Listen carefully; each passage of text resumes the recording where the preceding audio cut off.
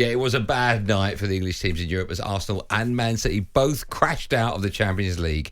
It was, of course, live on talkSPORT. Have the Premier League run their players into the ground, though? And that is that, and Arsenal are out.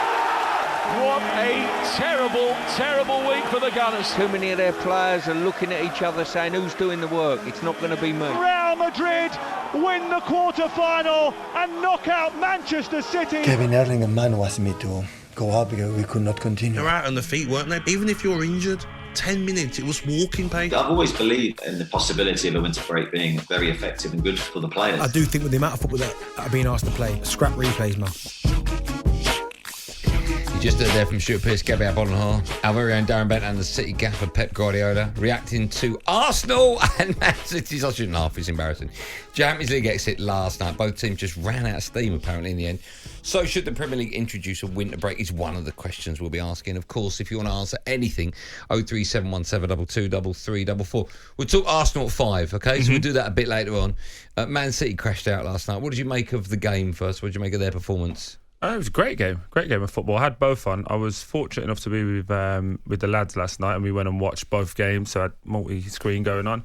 The Arsenal game was a bit more, we will get into more detail, it was a bit more downbeat, I thought, than the Man City Real Madrid game. It was just two teams going, we're going to score, get after each other. I thought City did well. I thought they did really well. Okay. I thought Real Madrid obviously started quite well, but second half was all Man City, and then extra time was all Man City. What did you? I read today. In fact, it happened last night. Of course, I was reading about it tonight. Rodri, Akanji, and Haaland apparently, and this is what Pep said. Apparently, all asked to be substituted, which I find stunning. If you're playing a home tie in the last day of the Champions League against Real Madrid in front of your home team, adrenaline will get you through that at the very least. What do you make of professional players being tired in such a massive game? But if it's just tiredness, i.e. like I feel a bit groggy today, whatever, then I've got big concerns with that. If you are saying the amount of games you're nursing an injury, you're going into that game with an injury, and now you're really thinking that your season could be done with one eye on the Euros, even though it's not right, I can start to understand that. But in a game of that magnitude, I don't see how you get tired. And we was talking off air, and I think my frustration, and maybe some other people's frustration, is I didn't hear any of these complaints last year when City won the treble. I didn't hear anyone was tired, and I didn't hear anyone could keep up for it. And they had a World Cup to deal with. So that's a very good point. So I just think, is it a little bit of an easy get out now? I'm always stunned. I've never played at the highest level you have. I'm always stunned when I hear footballers say I'm tired. The problem you've got, though, I get it. Have you ever been tired? Always. I'm always tired. When you were playing? Yeah, always. You are always tired. What, tired? Yeah, because it's not the game that they're tired from. It's the weeks leading up to it. It's the travel. And this is where I would probably look now more at the sports scientists, because we hear so much about how everyone's monitored and their body fats and this, that and the other. Well, then if the manager are pushing the players to train to a certain level, that all comes off of the advice of the sports scientists. So there's got to be a communication breakdown there, because why are the players all of a sudden they're all just burning out now? Do you get what I mean? Yeah. When normally we've seen City and the like come into their best form at this point. So yeah, it's interesting. You don't hear any Liverpool players saying that they're tired at the moment. No, I mean, the argument, playing devil's advocate, the argument would be when you keep winning and winning, you're not going to feel tired, and if you lose or you're getting close to losing, the tiredness will be creeping in. I don't buy into it. I just don't buy into it. I don't at all. And then, we again, I don't want to keep going into Arsenal, but you look at Arsenal, for example. I remember we spoke again off air. I think there was a Bournemouth game where they 4-1 up, 3-1 up, 3-1, I think 3-1 up, and they leave Saka on in the 70th and he's limping as well. Leave him on for the rest of the game. You look at, I think they played Oxford earlier on in the season, the Carabao Cup. Yeah, played the strongest team.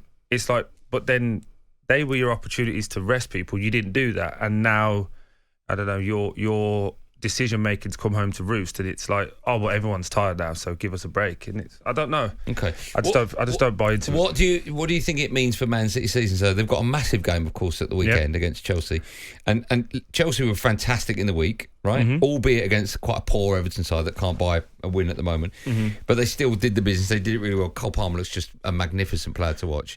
This is a Man City side coming into this game on the back of an emotional loss. An emotional, to say the very least, right? Because not only have they been knocked out of the Champions League, but they were holders as well. So that's going to hurt. They're going into a semi-final against the Chelsea side, and you just don't know, right? If Chelsea are playing Burnley, you'd fancy Burnley. If Chelsea are playing Man City, you probably fancy, not Chelsea, but you wouldn't be surprised if Chelsea got the win. How big a game is this now for Man City this weekend? I think every game for the top three has been massive for about 5-6 weeks now. So I think this is going to be huge as well in terms of how they can bounce back. But we're not in a position where we can sit here and question City whether they can do it, because they did it last year and they've been doing it over the course of time. I think the concern is where if you're saying now then that Man City players are tired, so if you pull Haaland out, you got to put Alvarez in. We'd probably say Alvarez gets into 15 He's teams. a great player. Yeah, so it's like you're not taking out bad players and putting in young, untried lads who have never played a Premier League game. So the squads, and the reason they spend so much is to have to be capable for this amount of game time. So I think it's a huge game. I think, having watched Chelsea the last 3 weeks now, I've saw a half-decent performance. I saw a performance against Sheffield United, which was like, oh my God, who's this? And then I saw the one on Monday, and you're like, oh, they're on the right way. So I think it's more pressure on Chelsea, to be honest, because now everyone would say you've had no Champions League, you're more rested than City, and you're in a situation where you've got to put together 2, 3, 4 wins now to show people that you're on the right path. And I think there's more pressure on Chelsea. Isn't it weird though? Because if Man City win the Premier League, and they're still my favourites for it, there will be people, maybe a bit of me, will go, not a great season.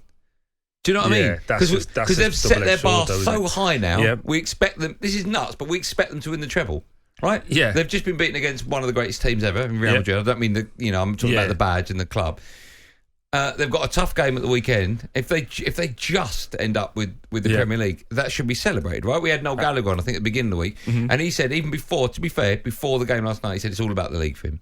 Oh, okay, I don't mind that, but I think as well, like. It's just a standard that we hold people to, and we're going to get into that a bit later. Each club's different, right? That what the standard of where they're at and who they should be. But I think if City go on and win the league, it's still been a great season. I just think for their standards and what they expect, they'll be hugely disappointed to go out. And do you think on the back of everything we said we should have a winter break? I know we've talked about it many a time before. Do we? I mean, Harry Kane had one, right? But his team didn't win but they all had it in Germany.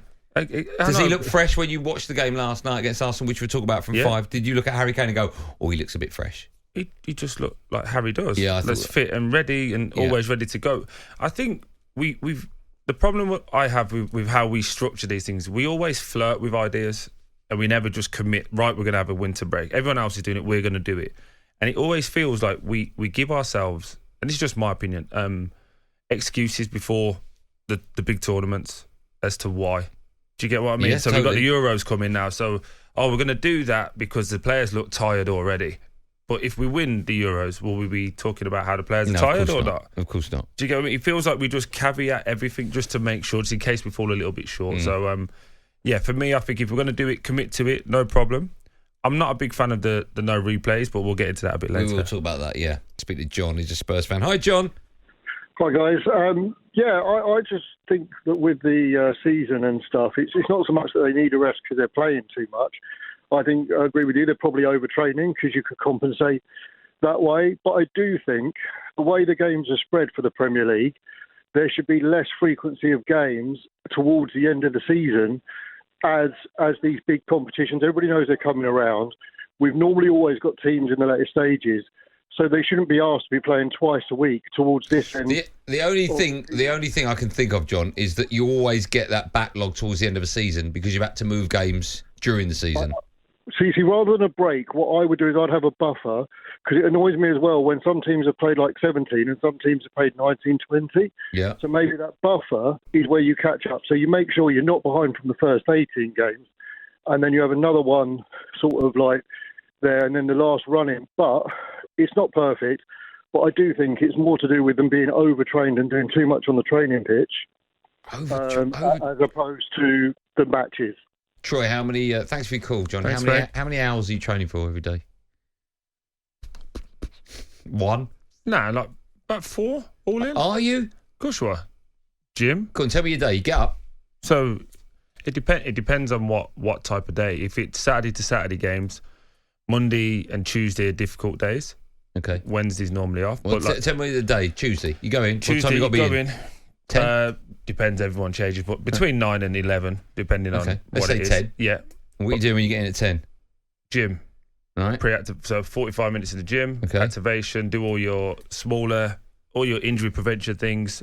Bit on the bike, squats, etc. Get yourself ready for training. Go out heavy training day. So more of the way to describe, probably like a football hit session. So a lot of sprints, a lot of dynamic movements, straight back off. How long's that for? Hour 20 max. Yeah. Because of the amount of explosive work you're doing. Then back into the gym. You probably do core, proper leg session, then heavy leg session, bite to eat. All right. Then like rest. Michelin star chef, yeah? Not everyone, mate. We're not all at City. Not all at United. Then you get rubbed down, right? We had Rob at Blues, big Rob from... What was Rob's speciality? Oh, Rob was good, to be fair, but I don't know how healthy it was, but the old chicken fajitas went down a storm. Very nice, yeah. talkSPORT Drive. Super opinionated sporting debate.